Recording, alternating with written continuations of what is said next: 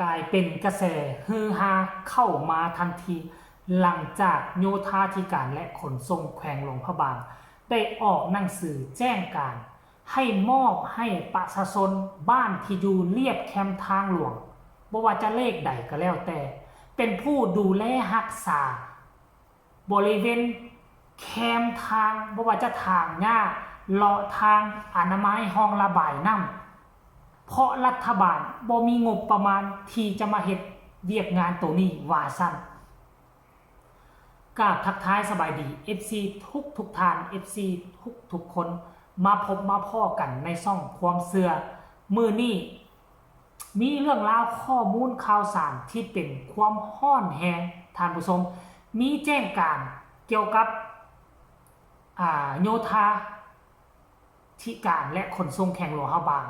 ถูกเผยแพร่ออกมาแล้วก็ถูกแชร์กันเต็มโลกโซเชียลปัจจุบันนี้มันบ่ได้แชร์กันเพียงแต่แขวงหลวงพระบางเท่านั้น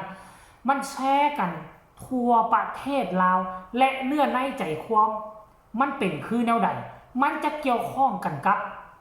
เส้นทางเปเพเป็นหลุมเป็นบ่อหรือบ่อเพราะบ่เห็นระบุในใบแจ้งการตัวนี้เดี๋ยวค่อยจะไปอ่านเนื้อในความหมายว่ามันเป็นแนวใดตั้งใจฟังแล้วทุกคนจะเข้าใจแผนกโยธาธิการและขนส่งเฮียนทานเจ้าเมืองเจ้านครที่นับถืออย่างสูงเรื่องเสนอขอให้ทานซวยปุกละดมพ่อแม่ประชาชนบ้านอยู่เรียบตามแคมทางหลวงแห่งชาติเลขที่13เลขที่1เลขที่4เลขที่ 4B เลขที่7และเลขที่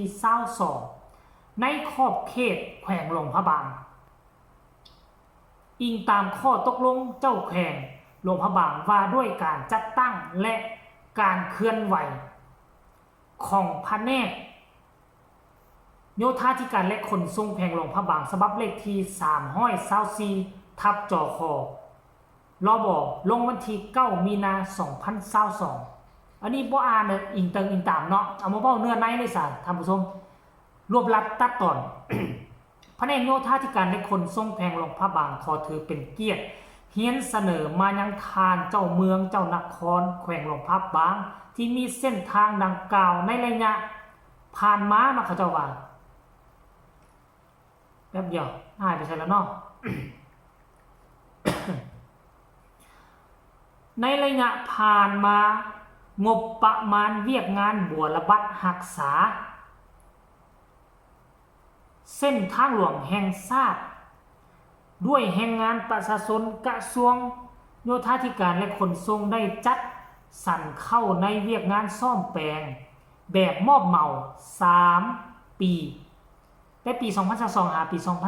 2024แต่มาฮอดปัจจุบันกระทรวงโยธาธิการและขนส่งได้มอบโอนเวียกซ่อมแปลงโอ้เข้าใจแล้วที่ผ่านมานี่แหละแม่นเวียกตัวนี้แหละมันมีเงินก้อนนึงซึ่งมาจากกระทรวง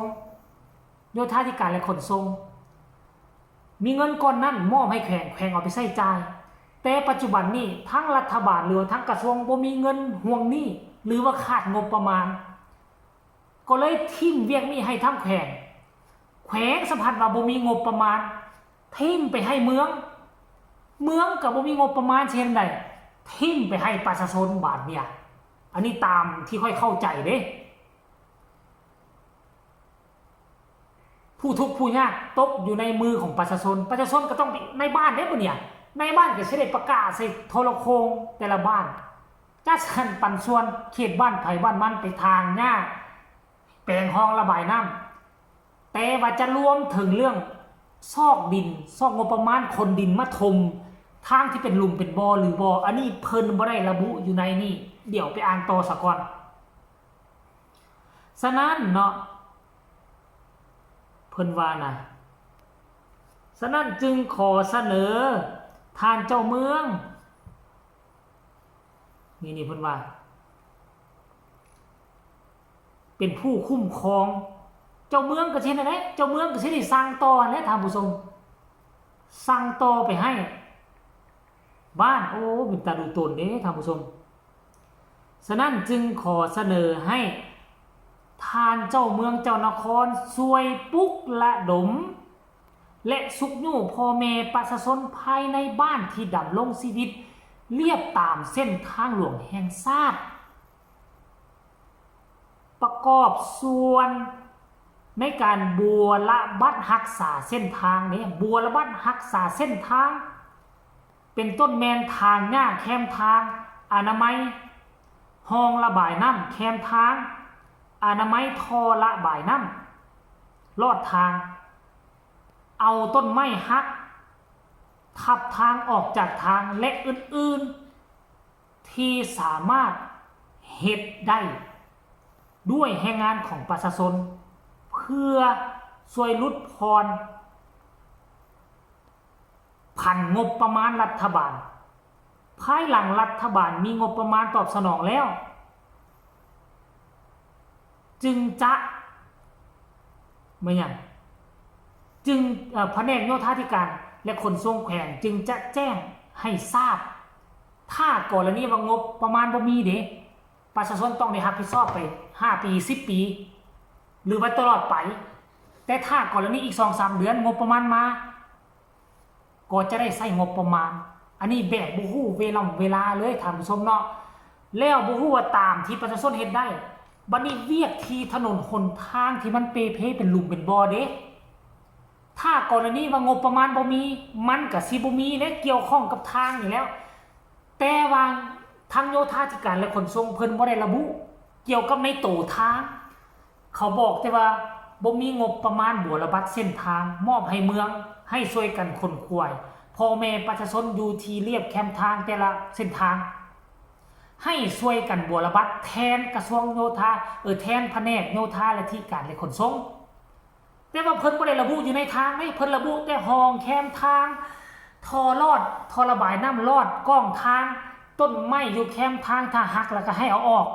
เพิ่นบ่ได้ระบุใส่ในตัวเส้นทางแสดงว่าเพิ่นยังบ่ฮู้ได้ว่าทางมีการเปเพอยู่ในแขวงหลวงพระบางของพวกเฮาเพิ่นยังบ่ฮู้ว่าทางลึกเป็นฮอดหัวเข่าบางบอนเกือบเพียงแอวก็บ่ฮู้เพิ่นยังบ่ฮู้เพิ่นระบุให้แต่แคมทางเฮาก็ช่วยกันเฮ็ดแต่แคมทางอันช่วยที่ส่วนถนนเป็นหลุมเป็นบ่อเฮาจะสู้ไปแตะต้องเพิ่นบ่ได้ระบุมาเด้หรือว่าเพิ่นอาจจะมีงบประมาณมาเฮ็ดอยู่แล้วอยู่ในทางอันส่วนงบประมาณแคมทางเพิ่นบ่มีเพิ่นก็เลยมอบให้เมืองช่วยขนขวายประชาชนตามที่ค่อยเข้าใจเด้อท่านผู้ชมเนาะชมเชยอันสิ่งนั้นเฮาช่วยกันได้อยู่ท่านผู้ชมมันบ่นักหนาสากันกะเพิ่นบ่ได้แจ้งมาก็เห็นเฮ็ดเป็นประจำอยู่เด้เห็นประชาชนทางอยู่เด้แต่ละบ้านค่อยก็เคยไปทางอยู่ได้แต่ว่าสำหรับทางบ่เพดอกเพิ่นก็เลยบ่เฮ็ดแจ้งการมาบ่ให้เฮาแตะต้องมันยังไปได้อยู่เนาะเฮาก็เฮ็ดซ้ำที่เพิ่นแตะต้องเพิ่นแจ้งการมาเด้อเนาะเอาไว้ซ้ำนี่แต่ว่าประชาชนคนลาวพากันคอมเมนต์สนั่นหวั่นไหวอยู่ในเพจนึงที่เป็นกระบอกเสียงให้ประชาชนโจมตีไปต่างๆนานาท่านผู้ชมไผสิว่าแนวใดก็มีแต่ค่อยก็ขอรายงานเพียงซ้ำนี่แหละ